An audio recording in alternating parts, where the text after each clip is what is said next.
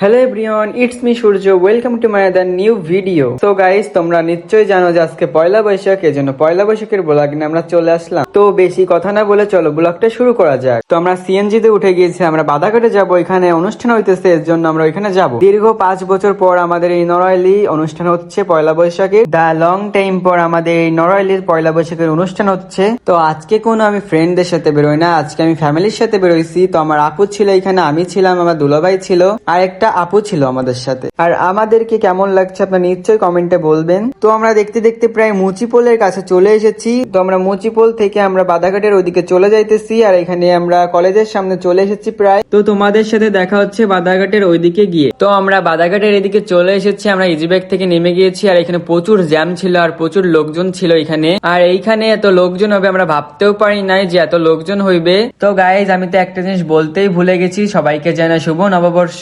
আর guys, তোমরা একটু support করলে কি হয়, ছোট ভাই ভেবে। তো তোমরা একটু সাপোর্ট করো তাড়াতাড়ি যে। আর এই ভিডিওতে লাইক শেয়ার কমেন্ট দিয়ে যাবেন আপনারা। আর তোমরা যারা ফলোয়ার আছো আমার, তাদেরকে আমি গিফট দিতে যাচ্ছি। আর তোমরা তাড়াতাড়ি 50 ফলোয়ার বানিয়ে দাও, তোমাদের জন্য নিশ্চয়ই গিফট আসতেছে। তো ওই ব্লগটা তোমাদের কাছে নিয়ে চলে আসবো কিছুদিন পরেই। তো তাড়াতাড়ি গিয়ে 50টা ফলোয়ার বানিয়ে দিয়ে আসো আমার ফেসবুক পেজে। তো যাই হোক গাইজ, ওইটা আমরা বাদই দিই, ওটা পরের ভিডিওতে দেখা যাবে। আর সুলতান মঞ্চ, এখানে গান বাজনা হইতেছিল, এখানে নাচ গান হইতেছিল, তো ওইগুলো আপনাদের পরেই দেখাইবো। তো আমরা বাদাঘাটের ওইদিকে চলে যাবো, এদিকে আমরা পিক টিক তুলবো কিছু, তারপরে এইদিকে আমরা আসবো। তো গাইজ, আমরা বাদাঘাটের দিকে চলে এসেছি, এখানে আমরা সামনে কিছু পিক টিক তুলে দেন আবার আমরা সুলতান মঞ্চের ওইদিকে দেবো, আর কিছু খাওয়া দাওয়া করবো এখানে যে। আর এইখানে প্রচুর লোকজন ছিল বলে এখানে আমরা কিছু পিক টিকও তুলতে পারি নাই তেমন ভালো। তো আমাদের পিক টিক তোলা হয়ে গেছে, তেমন একটা ভালো হয় নাই পিক লোকজনের জন্য। যা হয়েছে ওইটা নিয়ে আমরা কাজ চালিয়ে দেবো। আর আমরা এখন যাচ্ছি সুলতান মঞ্চের ওইদিকে। আমরা মঞ্চের দিকে চলে এসেছি, এখন আমরা দেখতেছি এখানে ঘুরে ঘুরে যে কি কি কেনা যায় আর কি কি খাওয়া যায়। তো সামনে একটা পাখার দোকান দেখলাম, তো ওই পাখার দোকান থেকে আমার দিদিকে একটা পাখা কিনে দিলাম, মানে গিফট দিলাম আর কি। আর এইখানে আমাদের ঘুরতে ঘুরতে প্রায় গলাটা শুকিয়ে গিয়েছিল বলে আমরা শরবতের দোকানে চলে আসলাম। তো মেন কথা হচ্ছে আমার দাদাবু শরবতটা খাওয়াইছিল। তো এখানে আমরা 4টা শরবত আমরা অর্ডার দিয়ে দিই, আর এখন আমরা খাইতেছিলাম শরবত। তো শরবতটা খেয়ে আমাদের ক্লান্তি দূর হয়ে গিয়েছিল।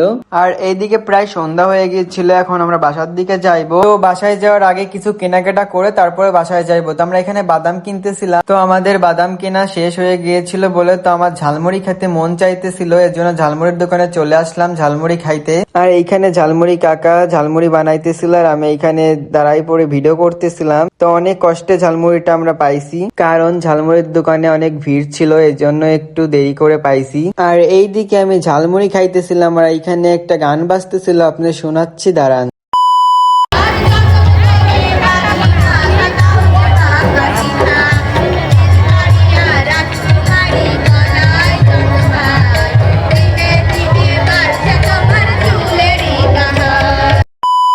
তো এভরিওয়ান, এখানে প্রচুর ভিড় ছিল, এখানে এত ভিড় ছিল যে বলার বাইরে ছিল। তো আমরা বাসার দিকে চলে যাইতেছিলাম মেলা দেখে। তো যাইতে যাইতে আমার আপুরা বললো যে ফুচকা আর চটপটি খাইবে, তো এই জন্য আমরা ফুচকা আর চটপটির দোকানে চলে যাইবো। তো আমি এইদিকে অটোতে উঠে যাইতেছিলাম, আর তোমাদের সাথে দেখা হচ্ছে ফুচকার দোকানের সামনে যে। তো আমরা ফুচকার দোকানের সামনে চলে এসেছি, আর এখানে ফুচকা অর্ডার দিয়ে দিয়েছিলাম, এর জন্য খাইতেছিলাম ফুচকা। তো এভরিওয়ান, ভিডিওটা এই পর্যন্ত কি ছিল, দেখা হচ্ছে নেক্সট কোনো ব্লগে, ততক্ষণে বাই বাই।